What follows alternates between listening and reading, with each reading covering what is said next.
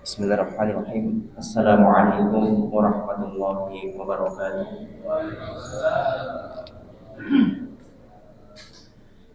Alhamdulillahirabbil alamin. Wassalatu wassalamu ala Rasulillahil amin. Nabiyina Muhammadin wa ala alihi wa sahbihi ajma'in. Amma ba'd. Bapak-bapak, ibu-ibu, jamaah Masjid Jami' Nurul Huda yang insyaallah dirahmati oleh Allah Subhanahu wa taala, kita panjatkan puji syukur kita pada pagi hari ini, yang mana kita masih diberikan kesempatan oleh Allah Subhanahu wa taala melaksanakan ketaatan-ketaatan yang mana merupakan kewajiban kita, yaitu sholat subuh secara berjamaah yang barusan kita kerjakan, yang kemudian kita lanjutkan dengan kultum. Dan tak lupa pula kita bersalawat kepada junjungan Nabi besar kita, Nabi Muhammad Sallallahu Alaihi Wasallam. Beliaulah suri tauladan kita, panutan kita yang patut untuk kita tiru dan kita ikuti. Bapak-bapak, ibu-ibu, dan jemaah Masjid Jami' Nurul Huda, sebagaimana yang diamanahkan kepada kami untuk membawakan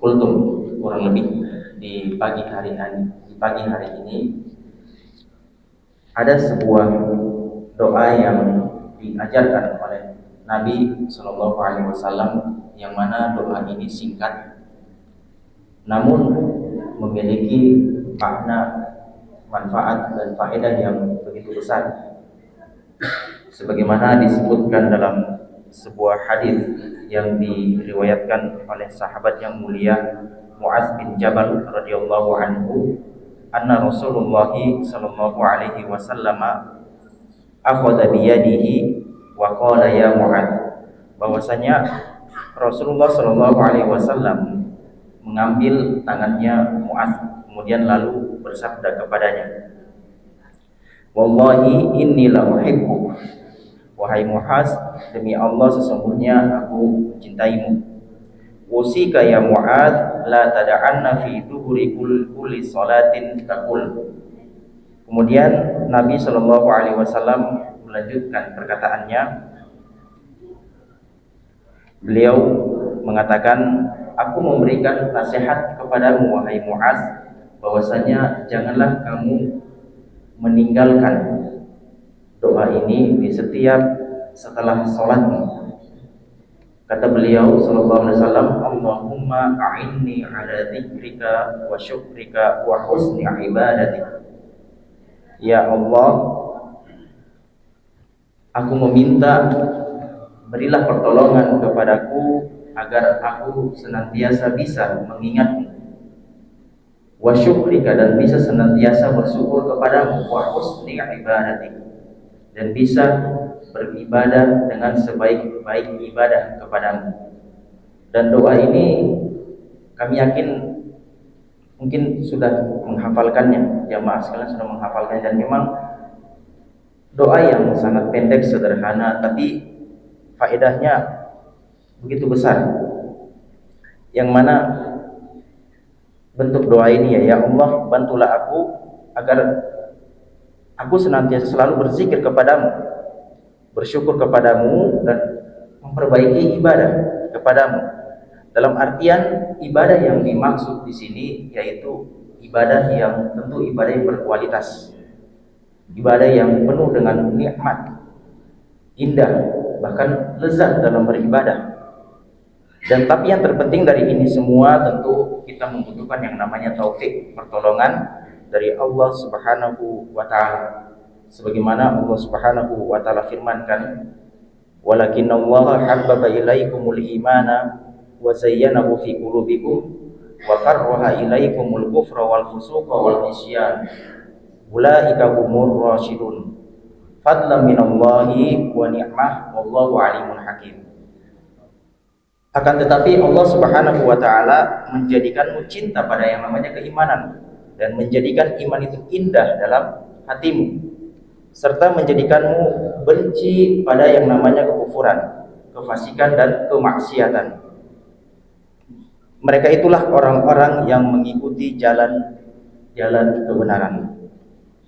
Dari sini kita bisa memahami faedah atau maksud daripada apa yang disampaikan di awal tadi, yaitu berupa doa yang diajarkan oleh Nabi Shallallahu Alaihi Wasallam, bahwasanya pada dasarnya kita itu tidak boleh bagi kita itu untuk mengklaim bahwasanya dialah orang yang paling hebat. Kita mengklaim bahwasanya kita ini paling hebat, paling bisa segala hal, apalagi dalam persoalan ibadah.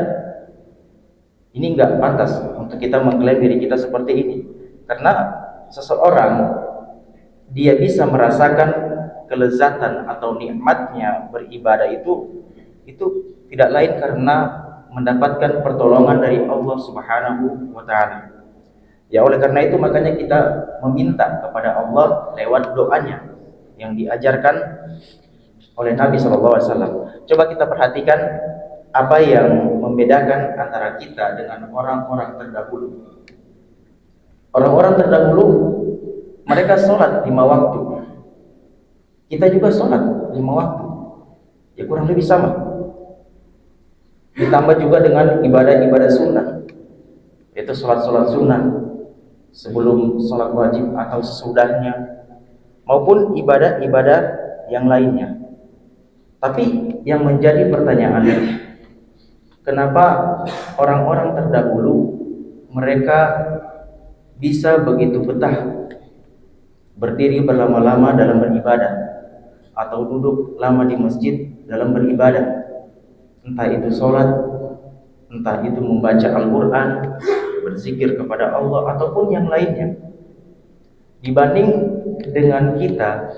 Terkadang misalnya imam memanjangkan sholat sedikit, mungkin kita sudah terpikir dengan hal-hal yang sifatnya duniawiya ataupun yang lainnya.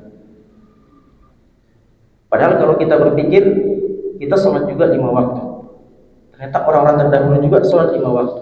Tapi kenapa mereka bisa begitu betah dalam beribadah?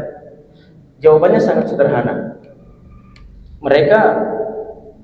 Mereka sudah merasakan yang namanya nikmat dalam beribadah. Mereka merasakan ibadah itu kenikmatan. Contoh sederhana saja.